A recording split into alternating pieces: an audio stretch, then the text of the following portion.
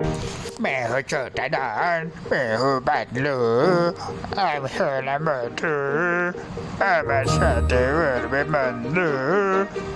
High, হ্যাঁ মটু, তুমি কেমন আছো? তোমার হাতে একটু ভর দিই। এই না না না, তোমার হাতে ভর দিব না, তুমি পড়ে যাবে।